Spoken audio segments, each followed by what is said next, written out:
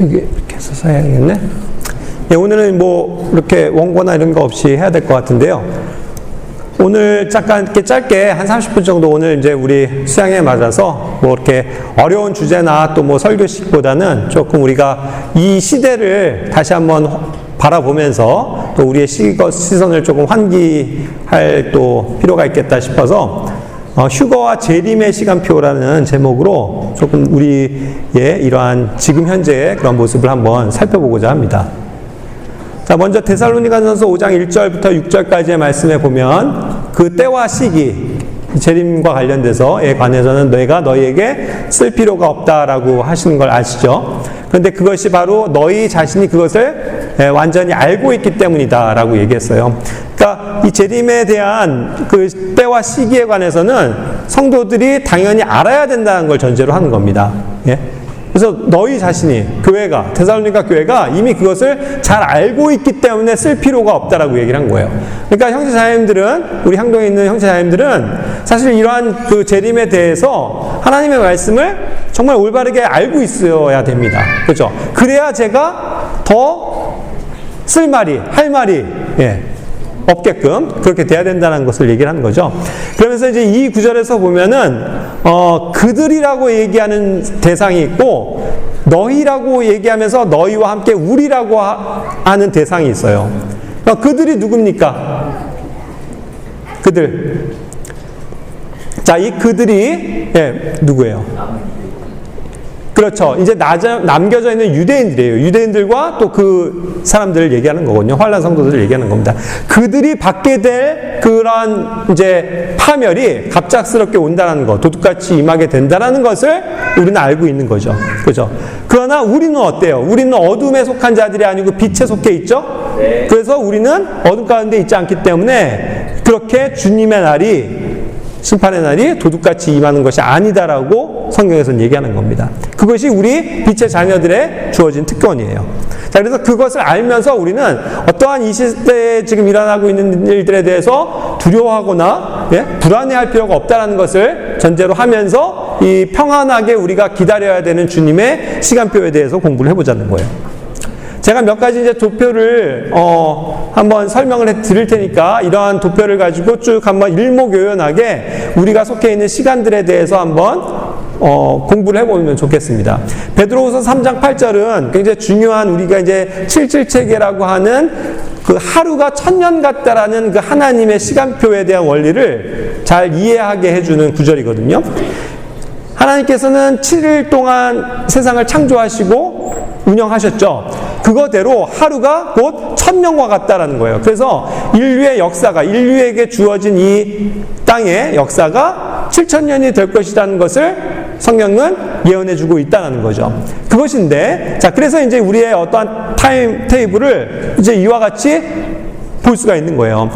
하나님께서 1일, 2일, 3일, 4일, 5일, 6일까지 창조하시고 7일째는 쉬셨잖아요. 그래서 이것이 무엇이냐면 하루를 1000년에 대입을 한다라는 이 말씀에 근거하는 거죠. 그래서 1000년, 하루가 1000년과 같다고 하니까 6일까지가 결국 6000년이 되는 거고 그 다음에 7일째가 7000년이 되어서 7000년째는 어떻게 되는 거예요? 우리가 영원한 안식에 들어간다는 것을 얘기를 하는 겁니다.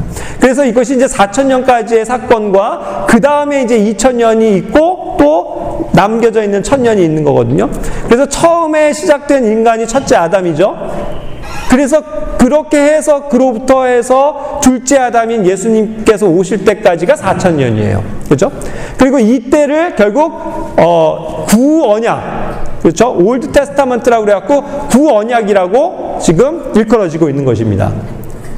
그렇죠? 그리고 이제 예수님이 오신 이후로부터가 예수님이 이제 우리를 위해서 죽으심으로 말미암아 새로운 상속 언약이 열리게 되는 거죠. 그래서 우리는 지금 새 상속 언약, 신약에 속해 있는 성도들이 되는 거예요. 그것이 약 2000년 동안이나 지속이 된다는 거죠. 그리고 자, 이것은 이제 우리가 얘기하는 실질적인 1000년 단위예요. 시간표가. 실제로 우리가 사용하는 태양력, 우리 이방인들에게 주어진 양력을 기준으로 할 때도 이와 같다는 거죠. 왜냐하면 유대력은요, 사실 이 우리가 지금 사용하는 달력보다도 태음력을 기준으로 하기 때문에 더 짧아요. 그죠? 그러나 벌써 우리는 지금 이 이방인의 시간표를 가지고도 아담으로부터 지금 6,000년이라는 시간이 흘렀다라고 우리는 실질적으로 받아들이고 있는 거잖아요. 그리고 어쨌든 예수님이 이미 약 2,000년 전에 벌써 오셔서 우리를 위해서, 구속을 위해서 다 죽으시고 부활하셨다는 걸 믿는 거죠. 그로부터 2,000년이 지났단 말이에요. 그러니까 이제 이 6,000년이 거의 꽉 찼다는 걸 아는 거죠. 그럼 이제 남겨진 건 뭐예요? 7일차. 딱 1,000년 왕국의 그 시대만이 이제 남겨져 있다는 걸 아는 거죠. 자, 그랬을 때 우리가 이러한 시간표를 했을 때 과연 예수님의 역사, 히스토리가 뭐예요? 히스토리가 히스토리라고요. 그의 이야기예요. 예수님의 이야기예요. 그 예수님이 언제 탄생했냐 했을 때 보통은 BC 1년으로 기준을 하는데 그것은 사실은 좀 오류가 있고 실제로는 BC 4년 혹은 BC 6년이라고 많이들 추정을 하는 거예요. 실제적으로. 그래서 그로부터 예수님이 30 몇 년을 일해서요.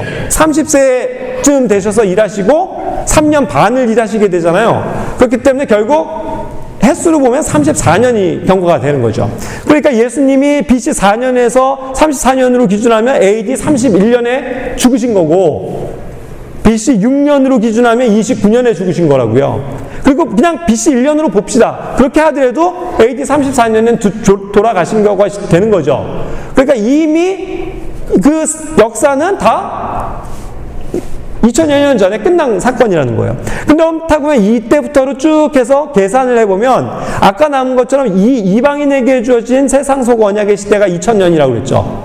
그럼 여기에서 이제 예수님이 죽으셔서 세상 속의 언약을 남기신 그때부터 2000년을 보면 2034년인 거예요. 2034년. 그리고 여기에선 이걸로 따지면 2031년. 그리고 BC 6년으로 따지면 더 빠르죠. 2029년. 근데 우리는 뭐냐면 거기에서 마지막 요 6,000년의 끝에 어떠한 사건이 있다는 것을 성경에서 배워요? 7년 환란이 있다는 거예요. 유대인들을 위한 7년 환란. 우리가 아니고. 예? 그러니까 그것을 7년을 빼게 되면 그렇게 해서 남은 1,000년을 따지게 되면 2029년에서 7년을 빼면 2022년. 우리 시간표는 이미 지나간 거고 BC 4년을 기준으로 하면 내년 2024년이 7년 전인 거죠. 그리고 맥시멈으로 해서 2034년이라고 하더라도 2027년엔 예수님이 오실 수 있다라는 계산이 가능한 거죠. 그렇죠? 그러니까 이게 그냥 어떤 큰 의미에서의 7,000년을 바라보는 우리의 시각이라는 거예요. 그런데 실제로 어땠습니까? 이 마지막 말 무렵에 20세기 말에 1948년에 이스라엘이 국가가 회복이 되죠. 이것은 에스겔서 37장에 마른 뼈들의 소생이 이루어지는 그 역사적인 예언의 성취예요. 그렇죠? 그래서 실제로 이스라엘이 국가적으로 회복됐다고요. 지금 이 전쟁하고 있는 이 이스라엘, 그 땅에 유대인들이 나라를 되찾고 돌아왔다니까요. 그게 성경의 예언이에요. 마지막 때의 예언이에요.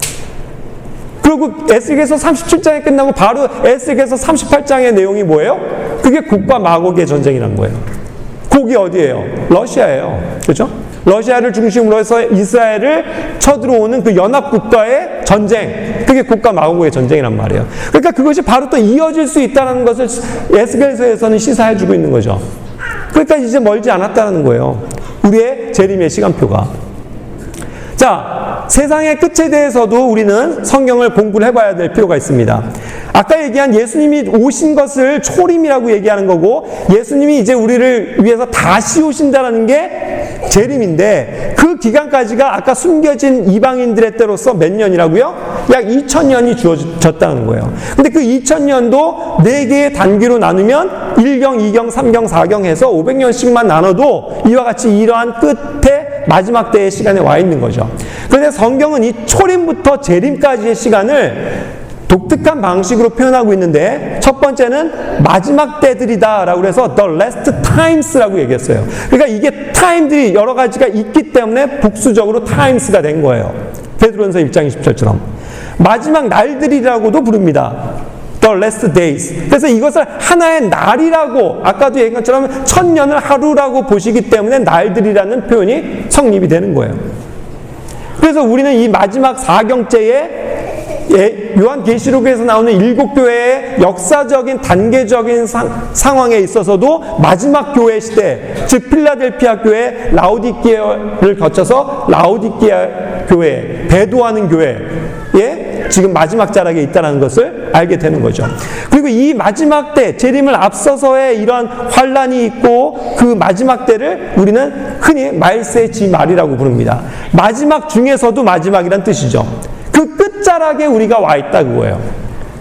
정신을 차리세요. 예? 예수님이 곧 오신다라는 얘기예요. 이게 지금 굉장히 중요한 얘기 하고 있다고요. 딴짓하지 마시고. 예? 그러니까 여기서 그런데 이제 마지막 때라고 해서 단수적으로 표현했을 때는요, 요한일서 2장 18절처럼 어떠한 특정한 날을 얘기하고 있는 거예요. 여기서 마지막 타임, 레스트 타임은 뭔지 아세요? 이 마지막 타임에 적그리스도가 오게 된다는 거예요. 적그리스도. 그래서 적그리스도가 와서 활동하고 있을 때가 마지막 때라는 거예요.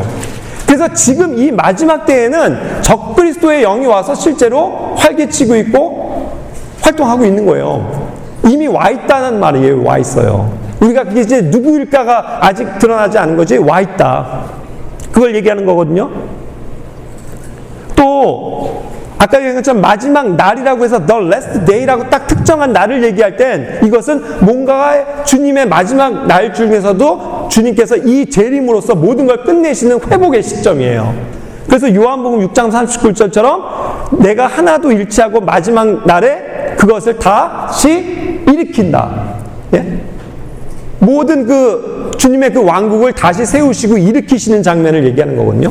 그러니까 이것이 이제 재림 때 이루어지는 사건이란 말이에요. 그래서 우리는 이 마지막 중에 마지막을 지금 끝자락을 살고 있는 성도들이다. 그러니까 더 눈앞에 가시적으로 왔기 때문에 이 초림 바로 직후에 있었던 바울과 사도들과 초대교회가 있었던 시대보다 그들이 기다렸던 예수님보다 우리가 훨씬 그 한 발짝 앞에 와 있다고요. 코앞에 와 있다고요. 코앞에. 예?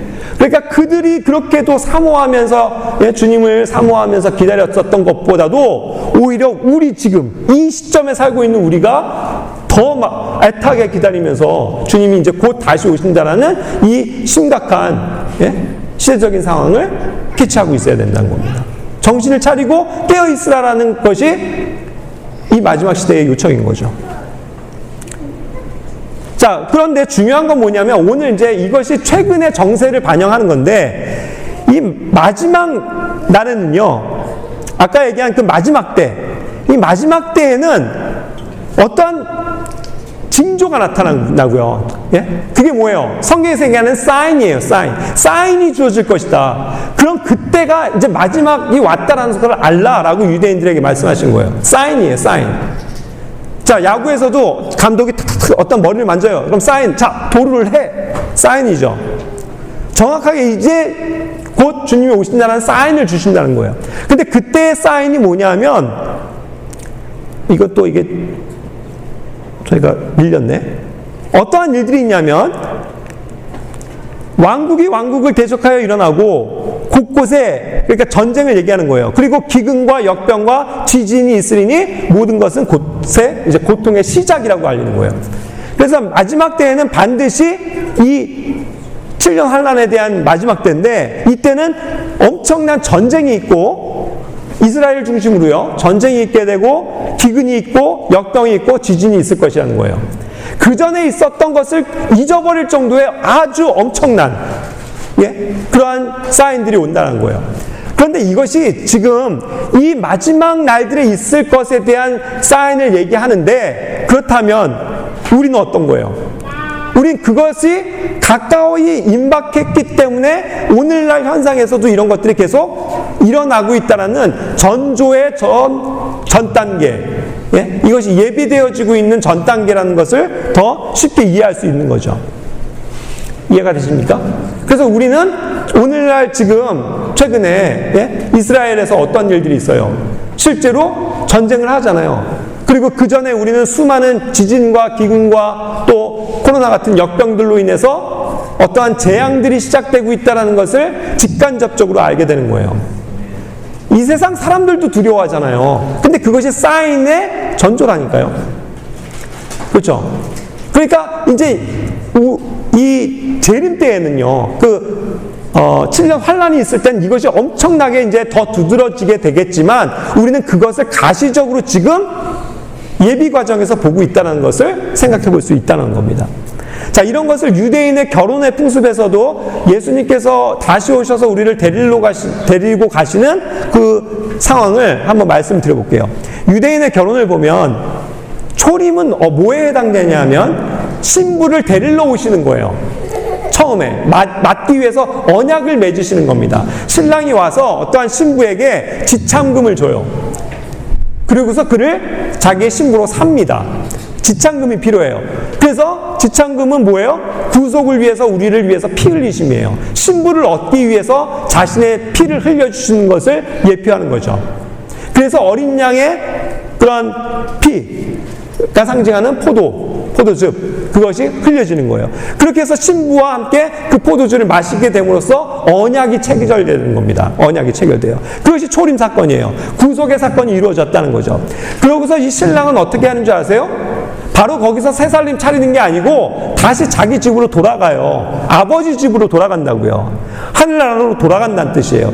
그렇게 해서 거기에서 요한복음 14장 2절 3절에서 얘기하는 것처럼 자기 아내를 데리고 와서 살 집을, 처소를 마련하기 위해서 돌아가는 거예요.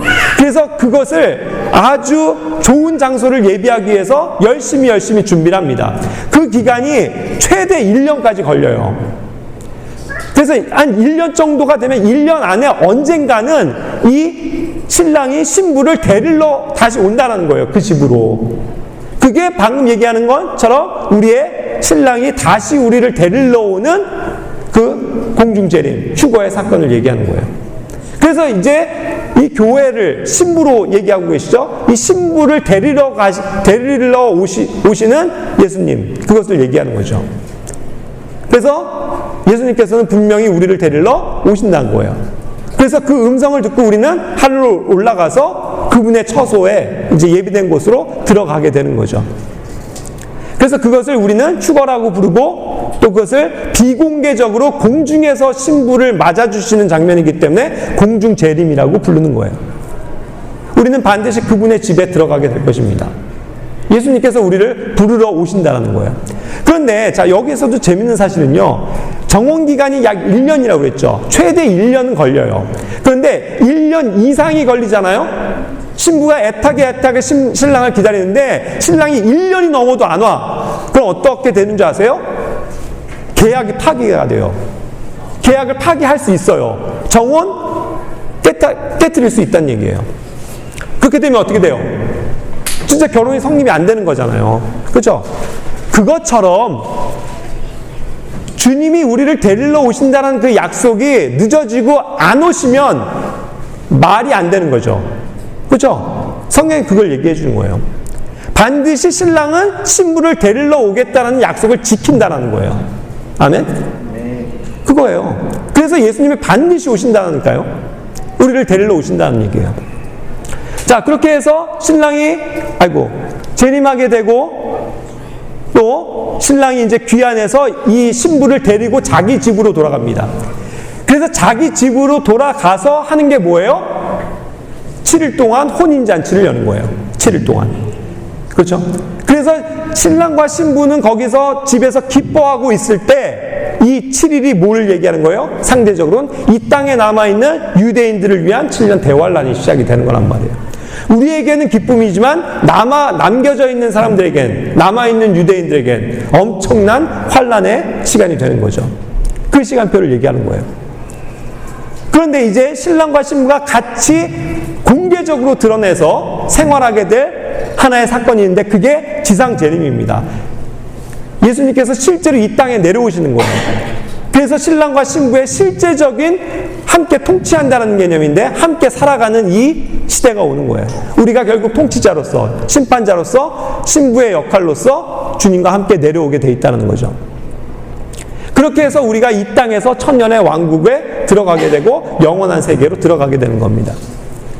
이 혼인잔치 7일 동안은요, 또 어떠한 재밌는 일이 있냐면 신부는요 감춰져 있어요. 그래서 그 7일 잔치를 하는 동안 공개적으로 사람들 앞에 얼굴을 내밀질 않습니다. 신랑만 알아요. 신랑만 합방을 하고 같이 있는 거예요. 그런데 이 7일이 끝나고선 드디어 신부가 공개적으로 사람들 앞에 나타나서 생활을 시작하는 겁니다.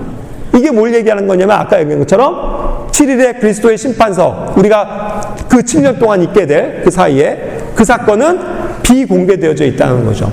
하지만 그것이 끝나고는 예수님이 신랑이 이 땅에 내려오실 때 우리 신부들도 함께 내려오게 된다는 것을 성경에서 얘기해 주고 있는 거죠. 예? 그렇게 해서 1000년 동안 통치하면서 살게 된다는 겁니다. 자, 이 시간표는 뭐냐면요, 이스라엘의 그 구약에서 숱하게 많이 이야기해 줬었던 이 시즌, 시기에 관한 것들이에요. 근데 이것이 겨울, 봄, 여름, 가을 이렇게 나눠져 있는 걸로 아시죠?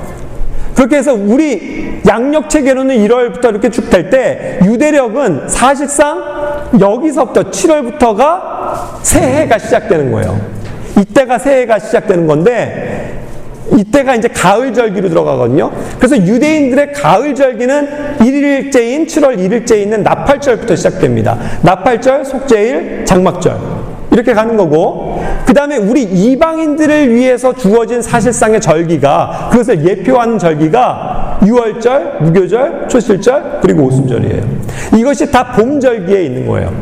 그래서 우리는 봄을 주시하는 겁니다. 실제적으로 성경에서 14일 유월절 때 뭘 하셨어요? 예수님께서 우리를 위해서 어린 양의 피를 흘려주셨죠. 그래서 구속사역을 이루셨단 말이에요. 무교절, 그 주님의 부활을 통해서 완전히 의롭게 되심이 있었다는 거죠. 흠없는, 그렇죠?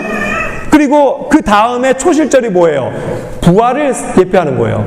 그래서 예수님과 그의 1년의 그리스도에 속한 자들이 다 부활하게 되는 그 영원한 부활에 들어가게 되는 그 사건을 얘기하는 거예요. 완전한 구속 사역을 이때 완성하시는 거죠. 그리고 그 다음에 이것이 49일째가 77절이고 50일째라고 얘기했을 때가 오순절이에요. 이 오순절 때 누가 오셨어요? 성령 역사에?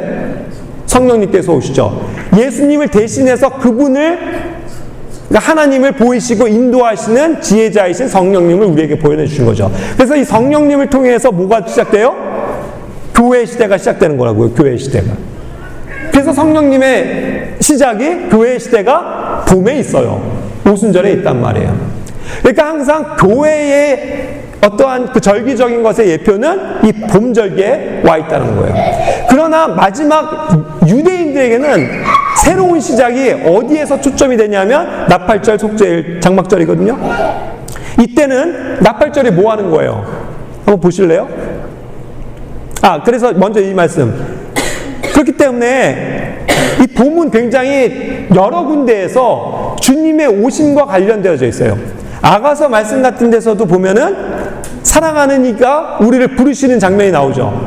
그게 꽃이 피고, 예? 또 무화과 나무에서 이제 푸른 나무가 이제 무화과 나무가 이제 무화과를 생산하기 시작하는 때고, 포도가 열리면서 포도 향기가 나는 이 봄의 끝 무렵이라고요.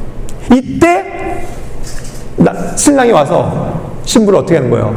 데리고 가는 거예요. 떠나가자. 나와 함께 가자. 그렇죠? 그래서 우리는 항상 뭐 여러 가지 뭐 견해들도 있지만 우리가 믿는 바는 이 봄절기, 특히 오순절, 성령님이 오시고 또 주님께서 데려오실 이 시점은 아마도 오순절일 거라는 거죠. 그래서 우리는 항상 봄을 주시하는 거예요. 이 봄에 향기로운 꽃향기가 날 때 예수님께서 우리를 부르러 오신다. 그것을 얘기하는 거죠. 자, 그런데 여름은 뭘 상징하냐면 뜨거운 여름이고 견디기 어려운 계절이에요. 그래서 아모스 8장 1절처럼 이스라엘의 끝이 이르는 그 장면에서는 항상 여름으로 묘사가 돼요. 그래서 여름 과일을 얘기하거든요. 뜨거운 한나절을 견뎌야 되는, 그래서 7년 환란이 여기에 붙어 있는 거예요. 시기적으로. 그리고 이 여름의 끝자락에는 이제 그 주님이 오시기, 지상재림하시기 직전의 상황인데, 이때에 진노의 포도즙이 밟아지는 거죠. 피를 터뜨리는 거예요. 진노하시고 심판하시는 때예요. 이게 마지막 7년 환란이 끝나면서 모든 불신자들을 심판하시는 예수 그리스도의 맹렬한 진노를 뜻하는 거거든요. 이때가 여름의 끝자락이라고요. 그리고 그것이 끝나고 나면 어떻게 되는 거예요? 나팔절이 오는 거예요. 나팔을 빠바방 불면서 우리 휴거의 사건 때도 나팔이 있지만 그건 비공개적인 것이라고 말씀드렸고, 공개적으로 나타나는 나팔은 하나님께서 유대인 백성을 불러 모으시는 장면이라고요. 그래서 지상재림은 나팔절과 상관이 있어요. 그때 모든 유대인들이 살아서 주님 앞으로 모이게 되는 거죠. 이스라엘을 한 곳으로 모으시는 거예요. 사인을 줘서. 그 다음에 11제에 뭐가 있어요? 속죄일이 있다고요. 그래서 그들은 결국 주님 앞에 나아가기 위해서 완전한 속죄, 결국 그것이 이제 환난을 예표하는 것인데, 그것을 겪고 나서 드디어 장막으로 들어가는 거라고요. 그래서 세 번째가 장막절이에요. 이것이 다 어디에 있다고요? 가을절기에 있어요. 이 가을절기를 시작으로 해서 주님의 천년왕국이 실제로 시작된다는 것을 우리는 알게 되는 거죠. 그래서 이 휴거, 아까도 얘기한 것처럼 비공개적이지만 이 드러나는 휴거, 데살로니가전서 4장 13절부터 17절에 우리가 그토록 열망하는 이 역사적인 사건은 우리에게 곧 올 텐데, 바로 교회 시대의 마지막 자락에, 그죠? 보이지 않게, 사람들은 모르지만, 이게 무슨 일인지 모르지만 우리는 분명하게 듣게 될 거라는 거예요. 천사장의 호령과 하나님의 나팔 소리와 함께 우리를 부르시는 소리. 예? 동시다발적으로 진선아 할 때 동시에 로아야 유송 뭐 하면서 동시에 이것이 우리를 부르시는 주님의 음성이 들릴 거란 말이에요. 그때 우리는 눈 깜짝할 새에 영광스러운 몸으로 변화돼서 어떻게 되는 거예요? 더 이상 이 땅에 있지 않고 하늘로 올라가는 거죠. 그것이 주님께서 우리를 들어 올리신다는 뜻으로 흔히 말하는 휴거예요. 이것이 궁중에서 있게 될 재림이라는 거죠. 그렇죠? 그러고서 나중에 7년의 환란이 이 땅에는 유대인들을 중심으로 해서 있게 되고, 그 다음에 그것의 끝자락에 이제 예수님께서 이 나팔절과 함께 가을절기를 시작으로 주님께서 이 땅에 오신다는 거죠. 그때 올 때, 7년 후에 올 때는 신부인 우리 교회도 영광스러운 보상을 얻고 함께 통치자로서 이 땅에 내려오게 된다는 것을 얘기해 주는 겁니다. 그러니까 이제 우리는 항상 깨어 있어야 돼요. 제가 이 말씀을 드리는 것은 오늘날 진짜 이제는 이거 너무 진짜 뭐 코앞에 와 있네 이러한 생각을 하게 되지 않아요? 왜요? 하루아침에 이스라엘이 지금 아랍 국가들과 실제로 성경에서 얘기하는 것처럼 전쟁을 치르게 되잖아요. 이것이 모르겠어요. 에스겔서 38장에서 얘기하는 것 같이 진짜 곡과 마곡의 전쟁으로까지 갈지는 모르겠지만, 그렇죠? 그것은 조금 해석의 이견들이 있지만, 어쨌든 중요한 건 이스라엘은 항상 우리의 주시해야 될 국가라고요. 이 땅에서 무슨 일이 일어나고 있는지. 그럼 여러분들도 많이 요즘에 지상에서 보실 거예요. 당연히 이란이 개입한다, 러시아가 움직인다, 그죠? 그렇게 해서 그 주변 국가들, 아랍 국가들이 함께 이스라엘을 대적하기 위해서 뭉칠 것이다. 뻔한 시나리오잖아요. SBS 앵커, KBS 앵커도 제가 그렇게 뉴스를 멘트를 하는 것을 보고 깜짝 놀랐어요. 뭐라고 하는지 아세요? 이렇게 지금 양국 간에 하마스와 전쟁을 하고 있는데 이 땅에 이스라엘에 중재자가 필요합니다. 이런 멘트를 하더라고요. 중재자. 이 평화를 맺어주는 중재자, 누구를 기다리는 거예요? 세상은 적그리스도를 기다리는 거예요. 그 짐승을. 그죠? 그래서 그가 와서 이 중동의 문제, 이스라엘의 문제를 완전히 종식시켜주고 해결해주고 더 이상 아랍과 이스라엘 간에 전쟁이 없게끔 평화의 언약을 맺게 해줄 때 세상은 환호하겠죠. 드디어 평화가 왔다. 그런데 그게 아까 데살로니가에서 얘기한 것처럼 그렇게 평화하다고 할 때에 그들에게 도둑같이 심판이 이르게 된다는 거예요. 그게 그들에게 주어진 7년 환란이라고요. 그런데 우리는 그 바로 코앞에서 어떻게 돼요? 그러한 어려움이나 고난을 겪지 않고 바로 주님의 부르심을 듣고 하늘로 올라가게 되어 있다는 거죠. 이것이 놀라운 재림의 시간표예요. 네? 그래서 우리는 이 세상에서 어떻게 뭐 얘기하고 이런 거에 관심 갖지 말고 오로지 성경에 근거를 두고 또 우리가 이러한 말씀에 확신을 해야 된다고요. 그죠? 더 이상 불안해할 필요도 없고 염려할 필요도 없어요. 우리가 항상 지금 있는 상태에서 주님을 위해서 수고하고 주님을 위해서 교회를 섬기고 각자의 위치에서 예? 하나님의 영광이 되도록 열심히 일하고 사는 것. 그것을 주님께서 원하신다는 거죠. 그렇죠? 그러나 어쨌든 오늘 다시 한번 강조하지만 느슨한 자세로 계시지 마세요, 여러분. 아까 제가 재림의 시간에 말씀드렸잖아요. 당장 2024년에도 주님이 오실 수 있다. 예? 전 항상 그거를 염두에 두고 살아요. 우리 그거 염두에 두고 살아야 되지 않을까요? 내년 봄 6월절이 아마 6월 11일로 제가 알고 있어요. 6월 11일. 딱 그때라고 얘기하는 게 아니고 그 봄에 5월, 6월에 우리가 휴가가 될 수도 있다니까요. 제가 이렇게 얘기한다고 해서 그것이 무슨 시한부 종말론자 이상한 그런 것으로 치부할 겁니까? 아니에요. 성경의 시나리오라고요. 우린 그걸 믿고 사는 성경 신자들이에요. 세상 사람들이 뭐라고 하건 말건. 그렇죠? 그래서 그거를 확고하게 믿고 지금 나의 이 시점에 내가 나의 삶을 어떻게 돌아보고 주님께 드려야 할까를 더 기도하고 깨어있는 삶을 살면 되는 거죠. 그렇죠? 그래서 그러한 의미에서 최근에 어떠한 돌아가는 정세를 보면서 우리도 다시 한번 이런 것들을 좀 타임테이블을 정확하게 좀 정리를 하고 넘어가면 좋겠다 싶어서 말씀을 나누어 보았습니다. 예, 그러면 함께 기도하고 마칠게요.